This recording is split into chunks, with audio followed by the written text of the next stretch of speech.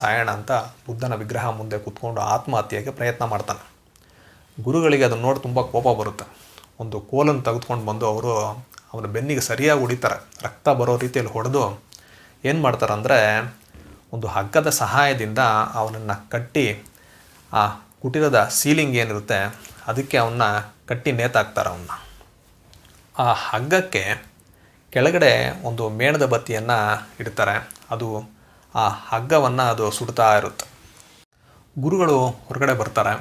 ಹೊರಗಡೆ ಬಂದು ಆ ಬೌದ್ಧ ಕುಟೀರದ ಅಂಗಳ ಏನಿದೆ, ಮರದಿಂದ ಆದಂತಹ ಅಂಗಳ, ಅದರಲ್ಲಿ ಈ ಬೌದ್ಧ ಧರ್ಮದ ತತ್ವಗಳು, ಹಾರ್ಟ್ ಸೂತ್ರ ಅಂತಾರೆ, ಅಂದರೆ ಪ್ರಜ್ಞಾ ಪಾರಮಿತ ಹೃದಯ ಸೂತ್ರ ಅಂತ, ಅದನ್ನು ಅವರು ಬರೀತಾರೆ ಆ ಅಂಗಳದಲ್ಲಿ. ಈಗ ಆ ಹಗ್ಗ ಉರಿತಾ ಇದೆ. ಸ್ವಲ್ಪ ಹೊತ್ತಿನ ನಂತರ ಅದು ಕಟ್ಟಾಗಿ ಆ ಯುವಕ ಏನಿದ್ದಾನೆ ಆ ವ್ಯಕ್ತಿ ಕೆಳಗಡೆ ಬೀಳ್ತಾನೆ. ಅವನು ತುಂಬ ಕೋಪ, ಫ್ರಸ್ಟ್ರೇಷನ್ನು ಏನು ಮಾಡ್ತಾನಂದರೆ, ಆ ಚಾಕು ಇರುತ್ತಲ್ಲ ಅದರಿಂದ ತನ್ನ ಕೂದಲನ್ನೆಲ್ಲ ಕಟ್ ಮಾಡ್ತಾನೆ. ಅದಾದಮೇಲೆ ಅವನು ಮೊದಲಿನ ಹಾಗೆ ಈ ಬೌದ್ಧ ಭಿಕ್ಷುವಿನ ಡ್ರೆಸ್ನ ಹಾಕ್ಕೊಂಡು ಹೊರಗಡೆ ಬರ್ತಾನೆ.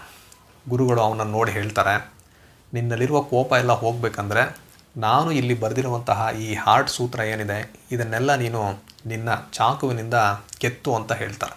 ಆ ಮೂಲಕ ನಿನ್ನಲ್ಲಿರುವಂತಹ ಕೋಪ, ನಿರಾಶೆ ಇದೆಲ್ಲ ಹೋಗುತ್ತೆ ಅಂತ ಹೇಳ್ತಾರೆ.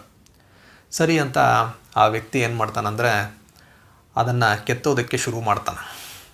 ಈ ಮಾನೆಸ್ಟ್ರಿಗೆ ಇಬ್ಬರು ಡಿಟೆಕ್ಟಿವ್ಸ್ ಬರ್ತಾರೆ. ಗುರುಗಳು ಹೋಗಿ ದೋಣಿಯಲ್ಲಿ ಅವರನ್ನು ಕರ್ಕೊಂಬರ್ತಾರೆ.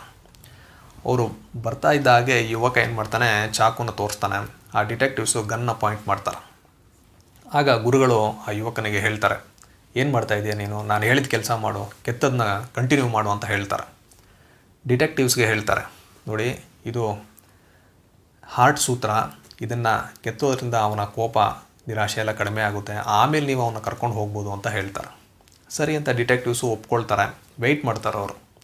ಇವನು ಕೆತ್ತಾನೆ ನೈಟೆಲ್ಲ ಕೆತ್ತಾನೆ. ಇನ್ನೇನು ಬೆಳಗ್ಗೆ ಆಗಬೇಕು ಅಂದಾಗ ಆ ಕೆಲಸ ಮುಗಿಯುತ್ತೆ. ಅಲ್ಲೇ ಅವನು ಸುಸ್ತಾಗಿ ಮಲಗಿಬಿಡ್ತಾನೆ. ಈ ಗುರುಗಳು ಅವನು ಕೆತ್ತಿರುವಂತಹ ಆ ಸೂತ್ರಗಳೇನಿದೆ ಅದಕ್ಕೆಲ್ಲ ಬಣ್ಣವನ್ನು ಬಳಿತಾರೆ. ಈ ಡಿಟೆಕ್ಟಿವ್ಸ್ ಕೂಡ ಹೆಲ್ಪ್ ಮಾಡ್ತಾರೆ.